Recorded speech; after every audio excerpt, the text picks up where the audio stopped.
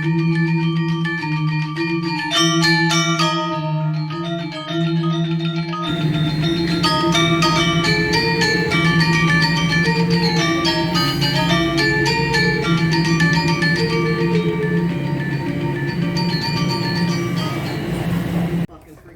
don't know, you think I should put these on? Oh yeah, super cool. All right. Okay.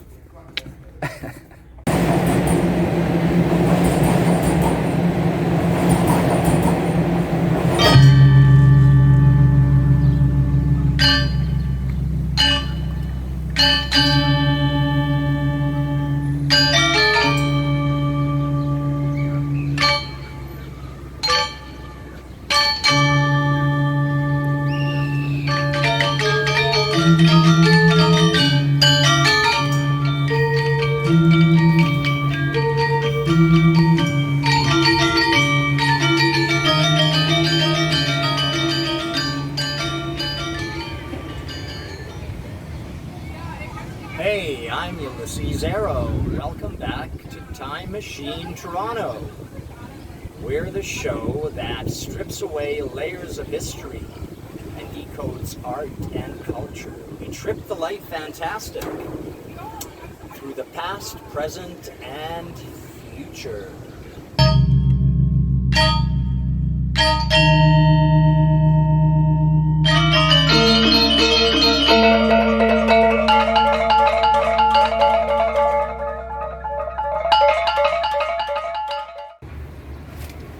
Hey, just got out of the time machine from 2085 in the future. It's almost 60 years from now, and I'm reading a copy of the Toronto Star from 2085. There's some pretty interesting stuff in here. Like, for example, another riot broke out at the Freedom City at Dundas Square, with 20 more in hospital with serious injuries.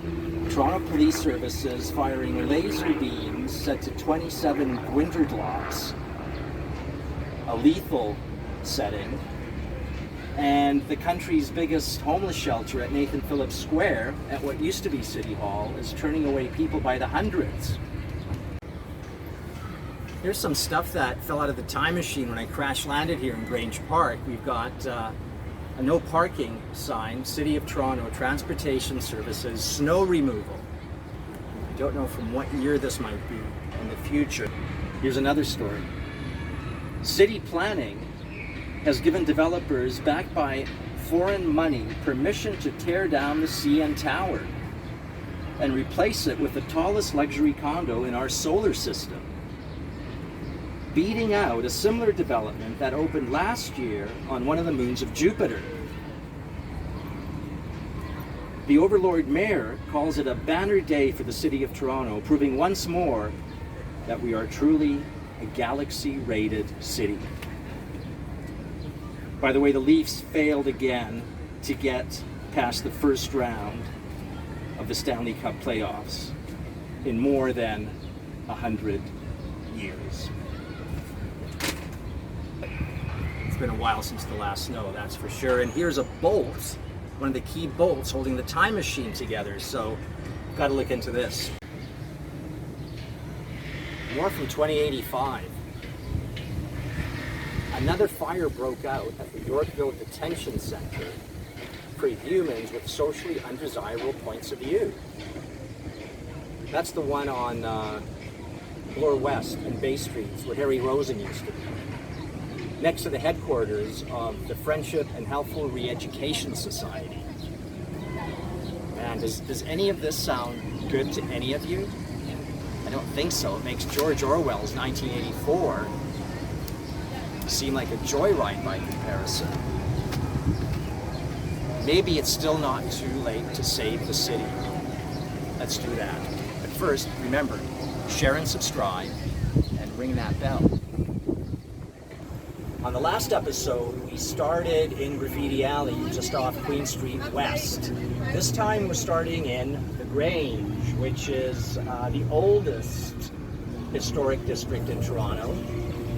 From here, we'll wind our way up to the Art Gallery of Ontario, AGO, and from there, Kensington Market with its thrift shops and food shops and what remains of the old Jewish quarter.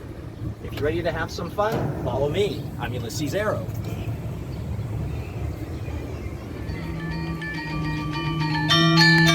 Let's go.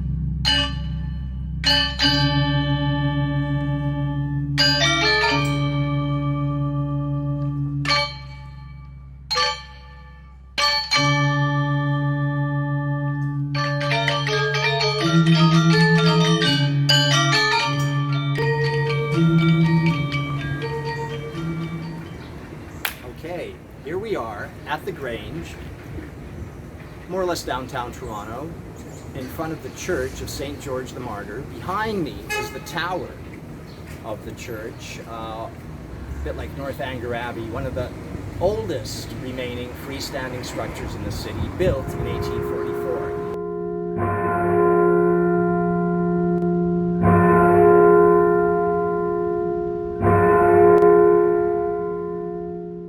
Now we're going to go and see the oldest remaining structure in Toronto. Follow me.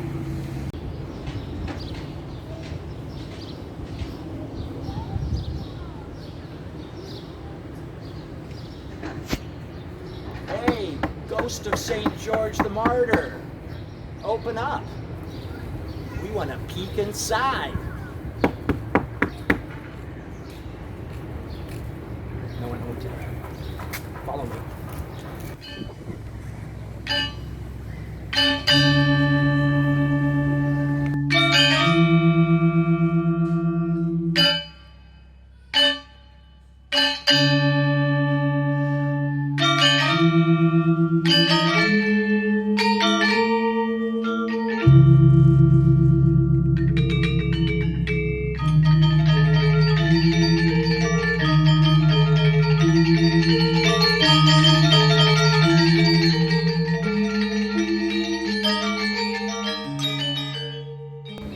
Here we are at the Grange, a Georgian manor built in 1817. It's the oldest surviving brick structure in Toronto.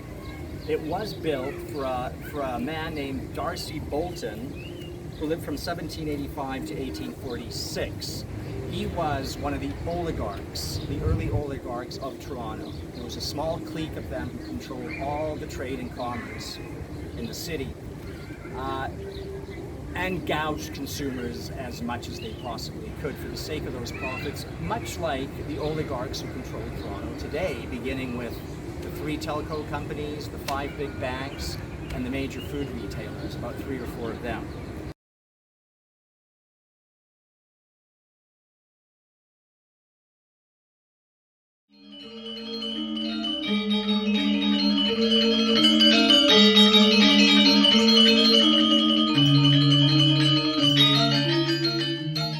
In 1910, the Grange was bequeathed to the Art Gallery of Ontario, and it became the permanent home of the Art Gallery of Ontario from 1910, as well as the home of the Ontario College of Art and Design, OCAD.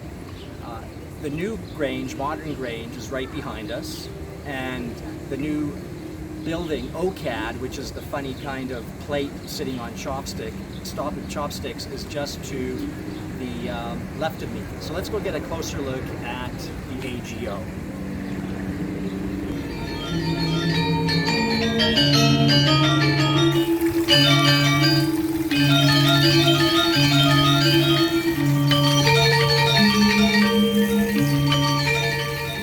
All right, here we are in front of the AGO.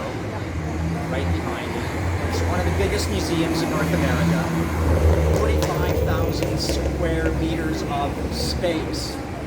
But what does that mean? So it's really known for two main things. One is that Ken Thompson, the richest man in Canada, donated his private art collection, the biggest in Canada, to the AGO upon his death. And that included some 300 works of art from the group of 7.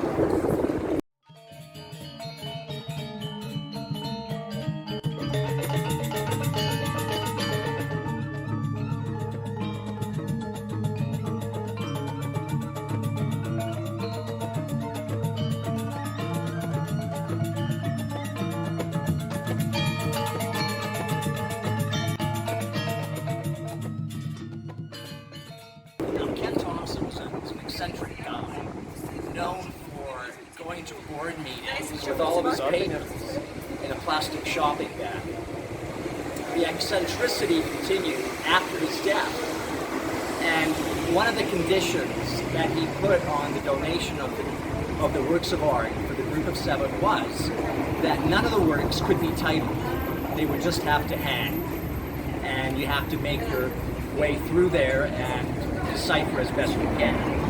The other great thing that the AGO is famous for are the Cornelius Krieghoffs, oil paintings of Upper and Lower Canada in the early 1800s, depicting mainly winter scenes and very much in the style of Peter Bruegel, but with Canadian themes. That's the number 2 kind of most interesting feature of the AGO.